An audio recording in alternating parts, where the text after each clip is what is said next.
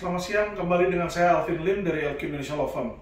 Ya, hari ini saya mau membahas tentang modus pengalihan aset Indosuria nih. Jadi, kenapa kepolisian itu mengalami kesulitan ya mengetrace aset-aset mereka. Jadi, namanya penjahat itu kalau sudah dikejar sama polisi, aset-aset itu yang mereka punya, mereka pasti buang, dia jual untuk supaya apa? Supaya untuk jadi cash.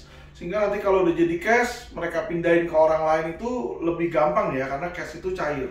Nah, kemarin itu Indosuria banyak ada kami duga menggelapkan aset dari para krediturnya ya. Jadi total pengumpulan dana yang dilakukan oleh Koperasi Indosuria itu 36,3 triliun ya rupiah di situ. Nah, sedangkan aset yang baru disita oleh Mabes Polri berdasarkan rilis dari Mabes itu 2 triliun. Nah, lalu sisanya kemana gitu. Jadi saya mau kasih garis besarnya dulu ya. Yang namanya koperasi itu sebenarnya dia simpan pinjam. Jadi ada orang punya uang nih, si A, ya kan taruh uang di Koperasi Indosuria misalnya 1 miliar. Nah, dia dapat bunga nih sebagai keuntungan dari simpanan mereka. Nah, nanti ada anggota lain yang butuh uang 1 miliar, dia pinjam. Nah, dia ketika minjem, bunganya itu dia bayar lebih besar daripada bunga yang dikasih simpanan. Jadi misalnya kalau simpanan 8%, bunga kepada si peminjam misalnya 12%. Jadi ada keuntungan 4%. Itulah spread, itulah keuntungan dari koperasi.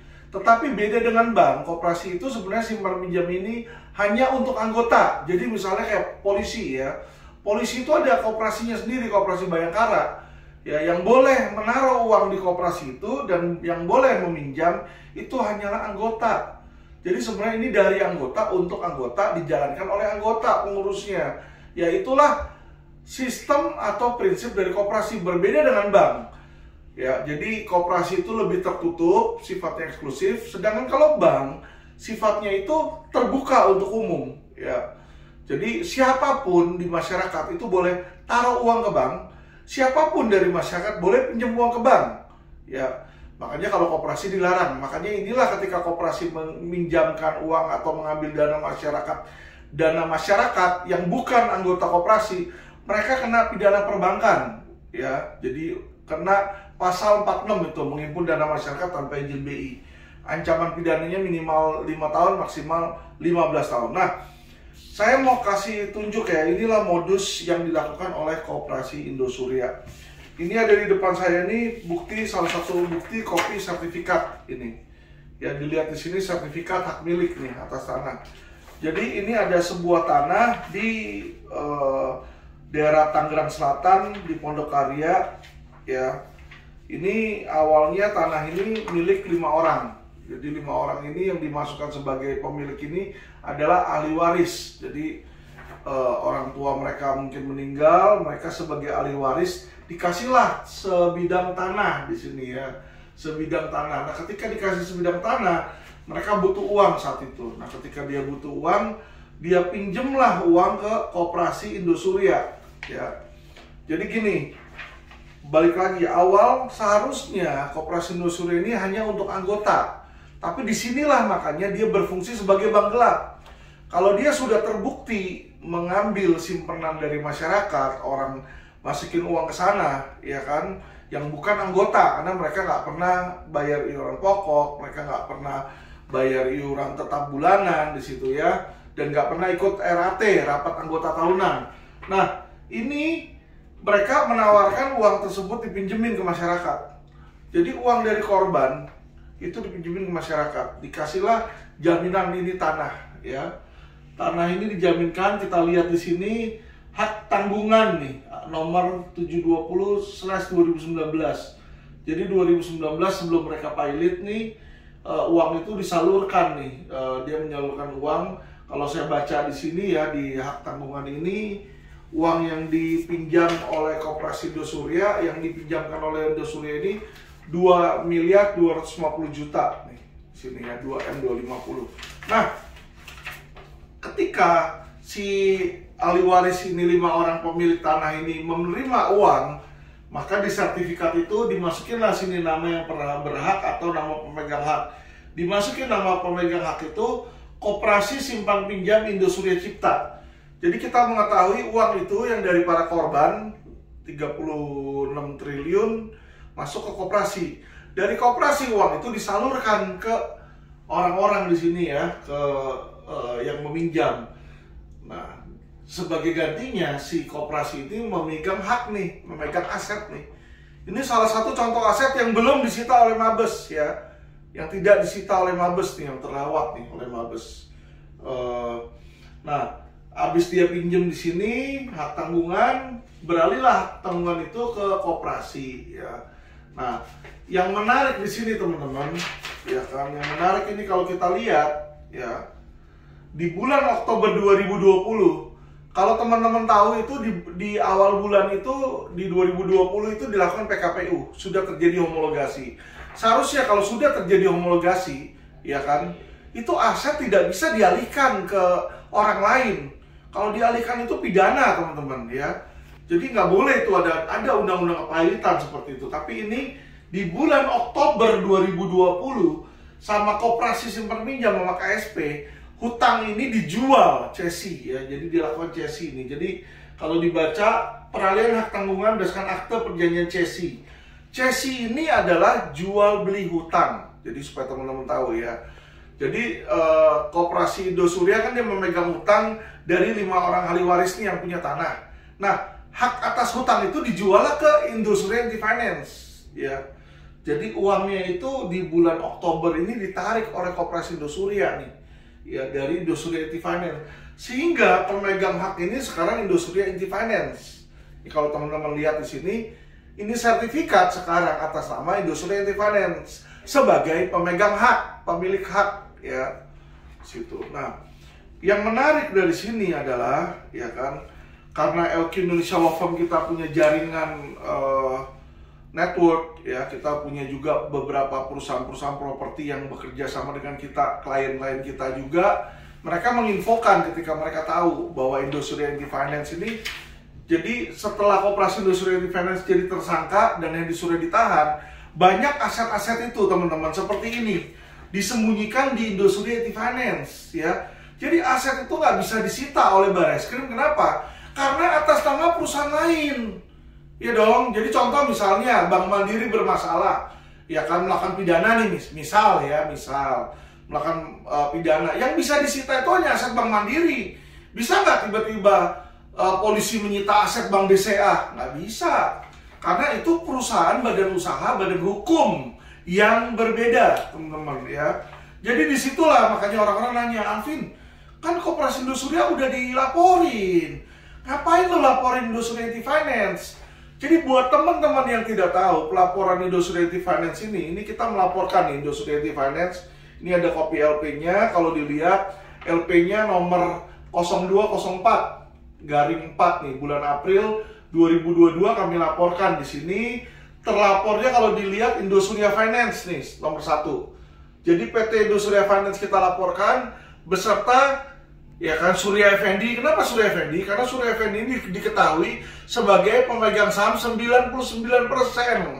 Di situ makanya kami menduga tidak mungkin dia menikmati keuntungan dari Indosuria Finance. Sedangkan keuntungan yang diperoleh dari Indosuria Finance kami duga adalah hasil kejahatan TPPU. Kenapa? Karena kita lihat nih, uangnya mengalir ke Koperasi Indosuria. Ya kan, kita lihat di sini toh. Ya, disinilah makanya kami laporkan Surya Effendi, kami laporkan juga Hendy Surya di situ, kami laporkan juga istrinya Natalia Chandra, istrinya Hendy Surya, beserta jenderal-jenderal mereka di sini ya. Ada Sonia. Sonia ini kalau diketahui sebagai ketua pengurus Indosuria, Mulyadi. Mulyadi ini namanya muncul nih di mana-mana nih. Ya, termasuk waktu ke Inggris itu ternyata dia bertiga tuh dengan Hendy Surya dan Natalia Chandra tuh ada pergi ke Inggris juga, yang dimana kita baru tahu berita dari Mabes ya, ada senilai 40 juta dolar itu disita oleh Mabes ya, itu sekitar 600 miliar. Jadi teman-teman, tujuan dibikin laporan polisi ini karena masih banyak aset yang disita sama Barreskrim 2 triliun untuk laporan polisi Koperasi Indosuria. Nah, disinilah LQ kami melihat dan memiliki bukti awal ya, bukti awal keterlibatan Indosurieti Finance ya. Ini salah satu bukti teman-teman. Kita masih ada bukti lain di mana ada aliran dana senilai 2 triliun ya, di mana penjualan MTN dari Koperasi Indosuria itu ke Indosurieti Finance. Jadi Indosurieti Finance jual MTN, medium term note atau surat hutang ke Koperasi Indosuria. Sama Indosuria, uang Indosuria 2 triliun dipeganglah oleh Indosurieti Finance ya. Jadi uang itu 2 triliun mengalir ke Indosurieti Finance. Jadi sebenarnya uang itu adalah uang dari para korban Koperasi Indosuria. Tapi kalau yang tidak melapor di Indosurieti Finance, tentu kalau tidak melapor, orang tidak akan tahu di situ ya kan. Jadi nanti dari laporan polisi Indosurieti Finance ini akan disita aset-aset yang berbeda, teman-teman. Kenapa saya bilang berbeda? Jadi contoh ini salah satu aset yang saya sudah kirimin surat ke Mabes, ke Barreskrim untuk disita, segera disita. Ya, kenapa? Sehingga nanti kalau memang ini si ahli waris dia mau lunasin, dia mau dapat ini balik, sitaan boleh. Ya, jadi uang 2M 250 atau berapa sisanya yang mereka hutang ke Indosurieti Finance belum dibayarkan, belum dilunasi, dia harus lunasi itu utang. Jadi dia lunasin utang itu ke Indosuria, dari situ ketika sudah dilunasin, uang itulah nanti yang akan disita, diambil oleh para korban pelapor laporan polisi Indosurieti Finance. Jadi teman-teman, ya laporan Koperasi Indosuria ini berbeda dengan Indosurieti Finance. Aset yang disita pun nanti akan berbeda teman-teman. Ya, Indosurieti Finance ini nanti laporannya kita akan menyita aset-aset berupa piutang. Satu, piutang dari Indosurieti Finance ada jumlahnya sekitar 2 triliun di situ ya. Belum aset-aset mereka nih seperti ini ya. Jadi mereka punya aset-aset properti yang dimana ya kan mungkin para peminjam atau para pengutangnya nggak bayar, sehingga ini menjadi milik mereka. Ini tanah sangat bagus ya. Lokasi di Pondok Aren Pondok Karya seluas 3.000 meter lebih nih. Jadi merupakan aset yang kalau menurut saya nih aset prima ya, dimana kalau ini semua dikumpulkan, disitulah sebenarnya sisa uang dari Koperasi Indosuria ya. Jadi orang-orang nanya kan, kenapa sih LQ ngapain laporin terus, kan udah sama aja. Tidak sama teman-teman ya. Jadi yang lapor di laporan polisi pertama terdaftar akan bisa mendapatkan nanti melalui putusan pengadilan tentunya, akan bisa mendapatkan bagian dari aset yang sudah disita. Dari mana? Dari laporan polisi itu yang sudah disita oleh Mabes, yaitu 2 triliun. Kalau kerugian 36T disita baru 2 triliun, berarti kurang lebih nih para korban, kalau diizinkan oleh hakim, diberikan kepada korban, jadi kurang lebih dapat sekitar 5% teman-teman ya.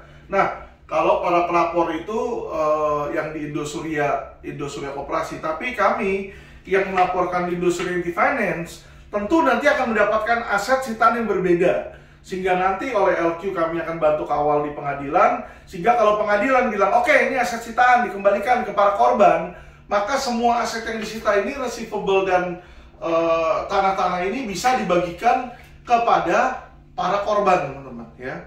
Jadi para korban ini nanti bisa mendapatkan ganti rugi balik, tapi tentu saja nggak otomatis gitu. Mereka harus melapor, harus ada bentuknya pelaporan, atau nama mereka tuh harus terdata sebagai pelapor di Indosurieti Finance ya. Jadi bukan hanya di Koperasi Indosuria loh.